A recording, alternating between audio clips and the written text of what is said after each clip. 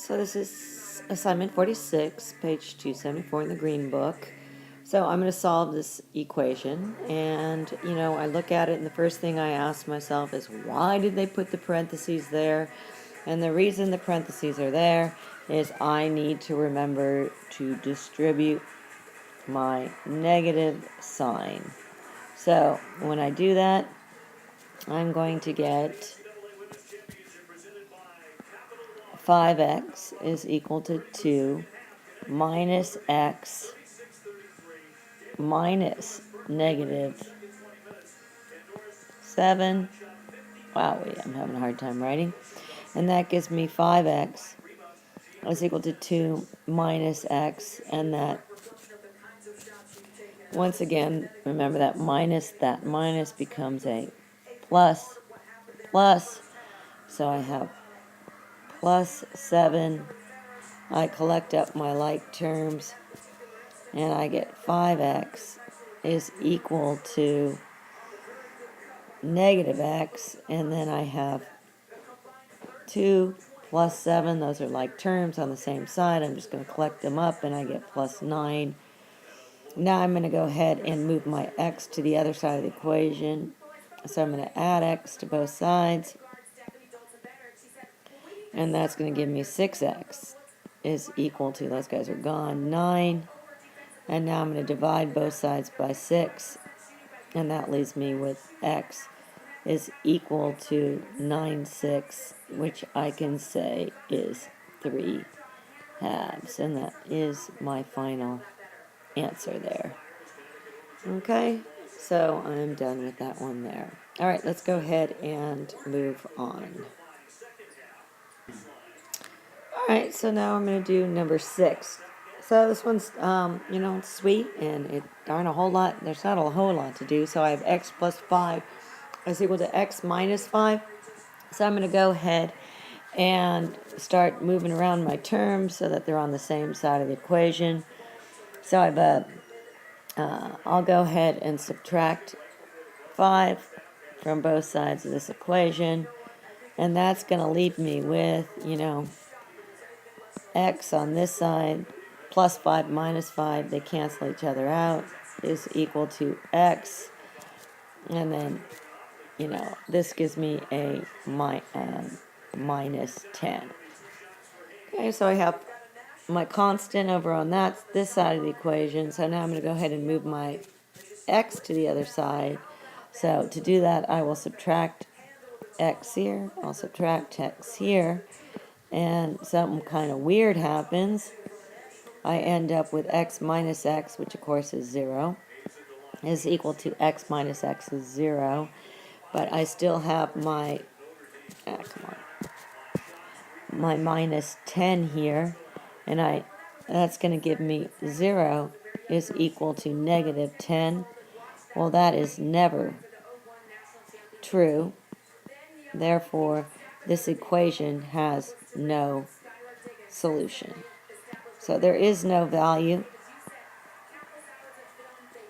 There is no value that makes this a true statement. So there's nothing that I can add to 5 and subtract from 5 and have them be equal to one another. So that one is done. This is number 9, so I'm going to go ahead and solve this for x. So there's x in blue now, and so I want to get x all by itself, so I'm going to get rid of everybody else and get x by itself. So let's go ahead and start by, I want x by itself, so I'm going to add 8 to both sides. So that's going to end up giving me on this side 2y plus 8 is equal to negative 2x, and once again, those guys go ahead and give me 0. So now I have my minus 2x, I can write this as 2y plus 8 is equal to negative 2x. So the only thing left to do now is to get rid of that negative 2 that is on the x. So that means we're going to divide every single term by that -2. So remember, everybody gets divided by a -2. So that gives me 2 over -2 gives me -1y. I have 8 over -2, so that gives me a -4 is equal to -2 over -2 gives me 1. And then, of course, I have my x. So my final equation is going to be -y minus 4 is equal to, and now I can go ahead and I have, 1 times x gives me x, and that's my final answer right there. All right. All right, so let's go ahead and take a look at number 12. So number 12 says for every $35 ticket, the box office charges a fee of $4.50. So I'm going to go ahead and write some function that relates those to each other.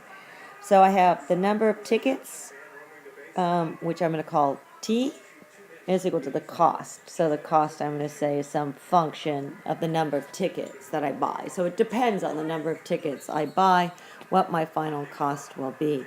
So if I buy 1 ticket, it costs me $35 plus, my processing fee.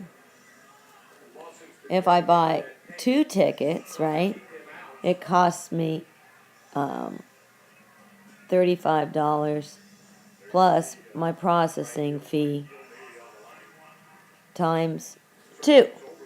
So the first one, right, was times 1 because we only bought 1 ticket.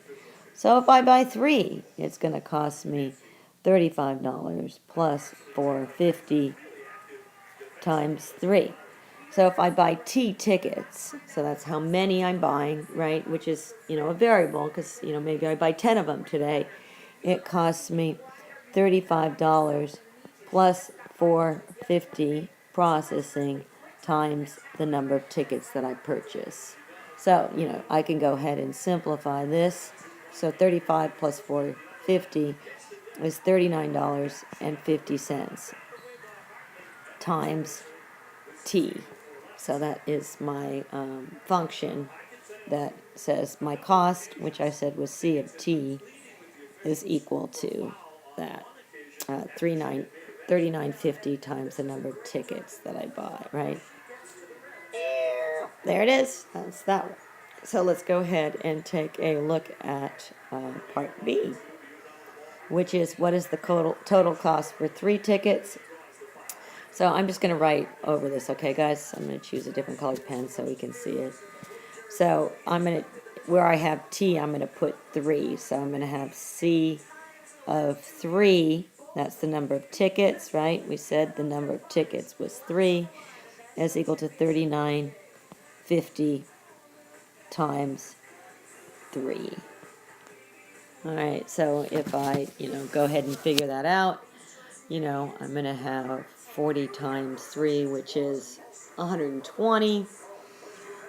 So it's going to cost me $118.50, and that's my cost if I have 3 tickets. All right, let's go ahead and... All right, so the last part of C12 says how many tickets were purchased if the total cost was $237. So remember, this was our function. We said the cost is equal to $39.50 for every ticket we buy, where T represents the number of tickets that we buy. So it told us that if our total cost, so this is cost right here, right? So there we go. And so we want to know how many tickets we can buy. So we're going to take this and we're going to solve it for T. So I'll come back over here. I want to isolate T, so I'm going to divide both sides of the equation by $39.50. Divide this by $39.50. And I'm going to end up with T is equal to, and so if we go ahead and take 237 and divide it by $39.50, we find that we could buy 6 tickets. So it would cost us 6 tickets to go, and if we needed 6 tickets, it would cost us $237. Alright, one more to do this video. Alright, so I'm going to do the very last one, which is 2x is equal to y minus 4, and I'm going to graph it.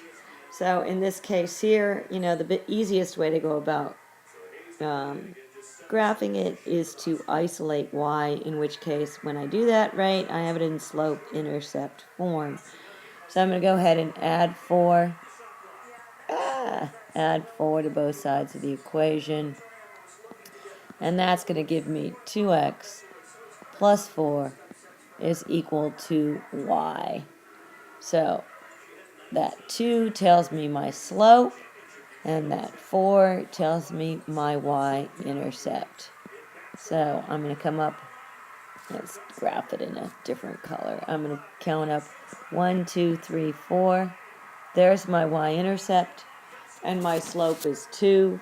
So that tells me my change in y is 2, and my change in x is 1. I get that point right there. My change in y is 2. My change in x is 1. I get that point right there. And I have this purple line right there, and I have graphed it. Alright, any questions there? So remember, our slope is our change in y over our change in x. And in this case here, that's going to be equal to 2 over 1. Alright, that finishes this video, and we're done with Monday.